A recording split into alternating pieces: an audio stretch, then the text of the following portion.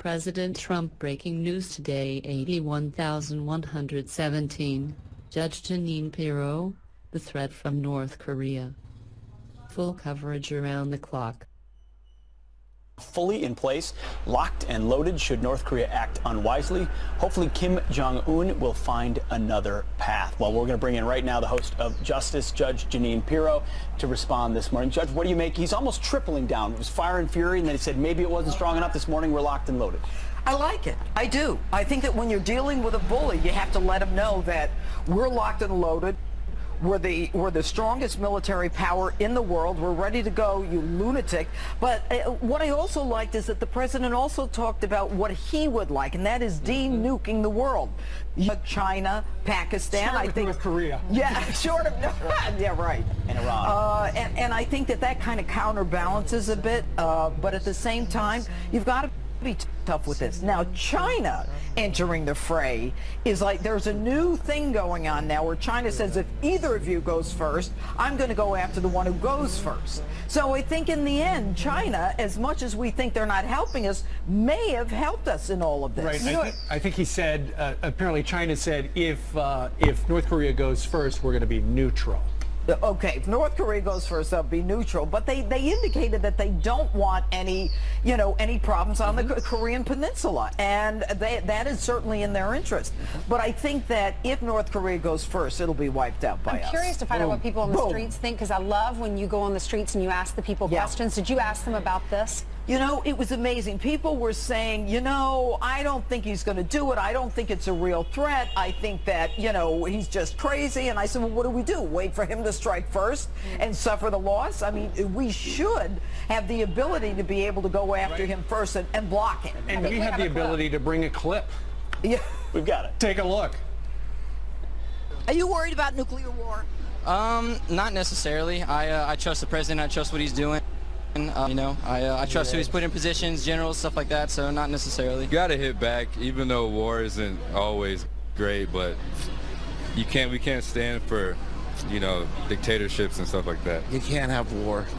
You gotta go with the peace. You gotta go diplomatic. You gotta do something. We gotta do as much as we can before we do anything with war. I think it's quite frankly irresponsible to contribute to this kind of rhetoric, Jeanine. You do? I do. Good. Well, I'm glad you know more than the military does. I'm glad that you're aggrandizing the situation. No, I'm not. I think you most certainly are. Look, Aggrandizing? We'll have to tune in this weekend to find out how that ends up. Yeah, no, but there were a lot of people who said, look, this guy is dangerous, we have to deal with it, and we all know the reason this guy has a nuclear weapon is because, everyone was appeasing him from Clinton on down, and that's a problem. Yeah, we have to stand up. We're going to look back 20 years from now and said that was our moment when we could have, and the situation's only gotten worse. If we don't act, then it gets worse. We're not going to be here to act. Yeah. Now, in the state of Michigan, there's a law now on the books where if you want to be a foster parent, you can't have a concealed weapons permit, you can't carry a gun. Is the state allowed to tell them that? Because the Constitution protects individuals and allows them to do this. Let me tell you something. This condition is going down as quickly as, the rain when it falls. You cannot say to a foster parent, you do not have the right to have a concealed weapon. We're going to deny you your Second Amendment right because you want to be a foster parent. And think about how insane this is. It was the state that asked these grandparents to be foster parents. It was the state that asked that situation. You cannot take someone's Second Amendment rights from them. It's almost like saying, you know what, we can take your First Amendment rights from you if you have a foster child who's a snowflake and it might offend him. The Second Amendment is no less significant than the First Amendment. We don't take that away, and we can't take this away. It's discrimination. When you talk about the grandparents, we interviewed some grandparents earlier on the show, and the state asked them to take their grandson. They did, and the guy is an ex-Marine. He was injured, so he feels safer with his gun. Listen to what he said. Every time we went, it seemed like they got put more and more restrictions on everything. At first it was like, oh yeah, you can have them, you just got to keep them locked up. And then it was, well, you can't carry at all as long as he's in your home. In the Marine Corps, I was highly trained in the use of firearms, so my grandson's safer with me being armed than not armed. I believe that every child should have a safe and loving home to which they can grow up in. In the same thought, I don't think that we should have to give up our own personal liberties, rights, and freedoms. I mean, what they're saying sounds like absolute common sense. Well, it's an unconstitutional ban on foster parents, especially ridiculous where you have a Marine who's had weapons from the time he said he was 5 years old, and the state asked him to intervene and take the child. And what about the child? The child's now not with the grandparents. Right, and now with a stranger. I mean, this is the lunacy that's going on. The mom, who they say is not fit, but they say that the state's retaliating. That right now, they took the mother, they took the child away from the mother because the mother was not capable of raising the child. They asked a grandparent to step in, and now they're saying, no, we're going to give it back to the person we thought. But you think this is going to be temporary in that state? They got to turn it around. Without a doubt, as sure as I'm sitting here, you do not deny someone's Second Amendment rights because they choose to be foster parents. All right. Period. Judge, we'll be watching you this weekend. Thank you, Judge. Yeah, lots to talk about.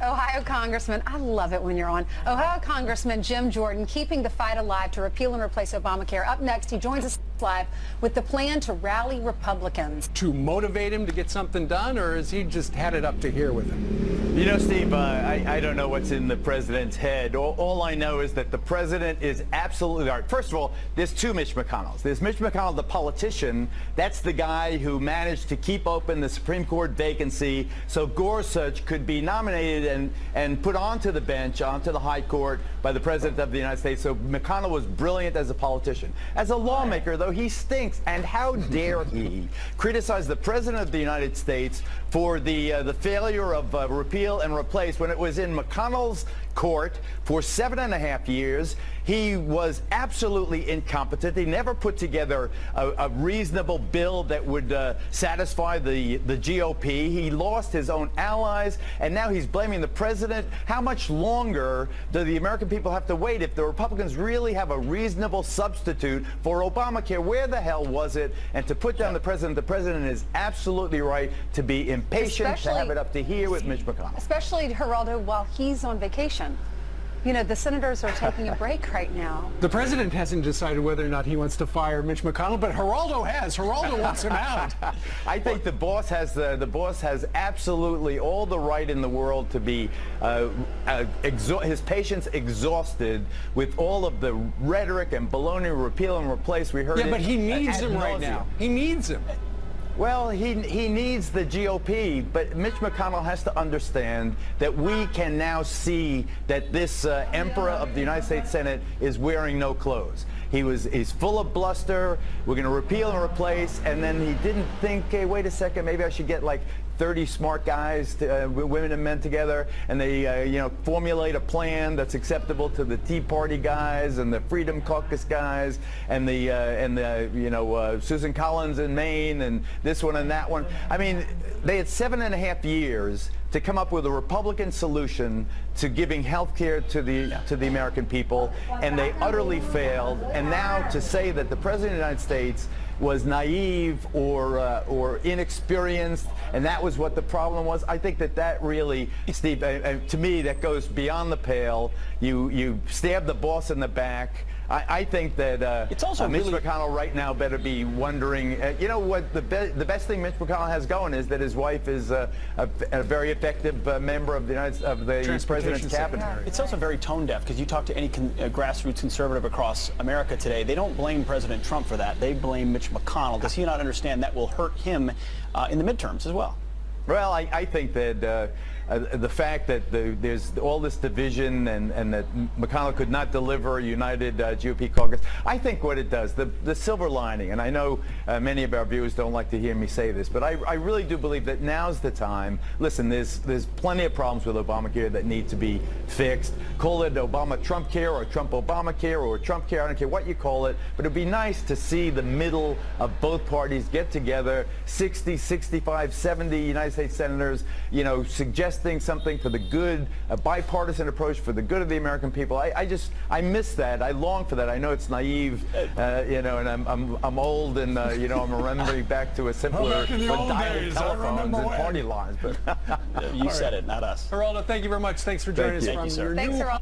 Fear and fury. President Trump doubling down on his warning to North Korea. He does something in Guam, it will be an event the likes of which nobody's seen before. It's not a dare, it's a statement. Clearly, The president is totally fed up. And I'm very, very glad to see the president and Secretary Mattis standing up strongly to these threats, and we are prepared.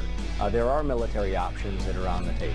A federal judge is ordering the State Department to search its server for emails from key Hillary Clinton aides related to the Benghazi attack. President Trump waging a war on opioids. Opioid crisis is an emergency. It's a national emergency. He helped a lot the other day by pointing out that prevention is key.